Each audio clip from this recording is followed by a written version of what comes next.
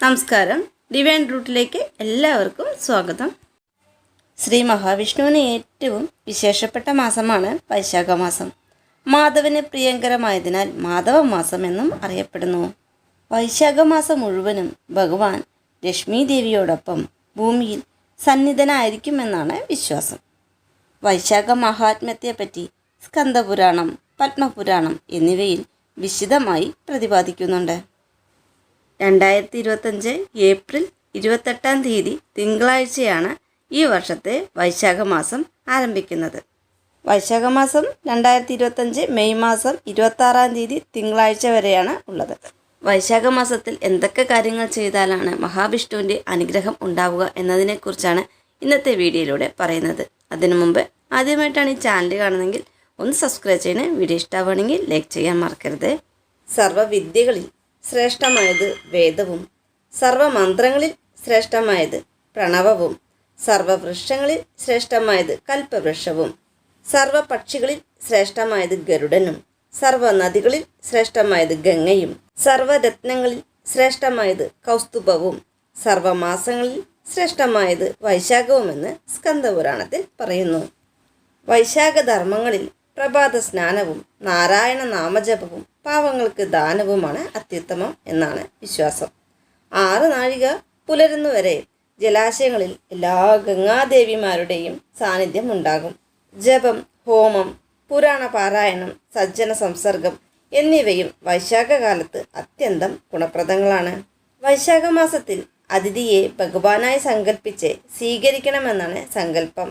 മഹാവിഷ്ണു വൈകുണ്ഠം വിട്ട് ഓരോ ഭക്തനെയും നേരിൽ കാണാൻ വേഷപ്രച്ഛന്നനായി സമീപിക്കുന്നത് ഈ പുണ്യമാസത്തിലെന്നാണ് വിശ്വാസം. അതുകൊണ്ട് തന്നെ വീട്ടിലെത്തുന്ന അതിഥിയെ ഭഗവാനായി സങ്കല്പിച്ച് അതിഥി ദേവോഭവ എന്ന സങ്കല്പത്തോടെ സ്വീകരിച്ചിരുത്തണമെന്നും പുരാണങ്ങൾ പറയുന്നു. അതുപോലെ തന്നെ ലക്ഷ്മി നാരായണ ഭജനത്തിന് ഏറ്റവും യോജിച്ച കാലവും കൂടിയാണ്. പ്രഭാതത്തിലും സന്ധ്യയ്ക്കും നിലവിളക്ക് കൊളുത്തി നാരായണ നാമം ജപിക്കുക.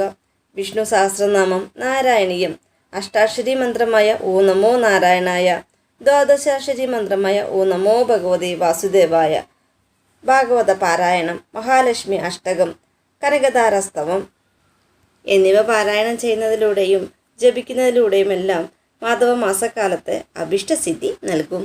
വൈശാഖ മാസം മുഴുവനും വ്രതം നോറ്റ് ഭഗവാനെയും ലക്ഷ്മി ദേവിയെയും പ്രാർത്ഥിക്കുന്നതിലൂടെ സർവ്വ ഐശ്വര്യവും ഉണ്ടാകും. എല്ലാ ശുഭകാര്യങ്ങളും ആരംഭിക്കാൻ ഉത്തമമായ മാസമാണ് വൈശാഖം. വൈശാഖകാലത്ത് അനേക പുണ്യ ദിവസങ്ങളുണ്ട്.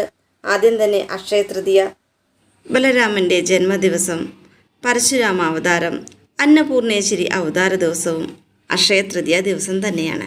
വൈശാഖത്തിലെ ശുക്ല ചതുർദശി ദിവസമാണ് നരസിംഹ ജയന്തി. ഈ പുണ്യമാസത്തിൽ വേറെയും വിശേഷ ദിവസങ്ങളുണ്ട്.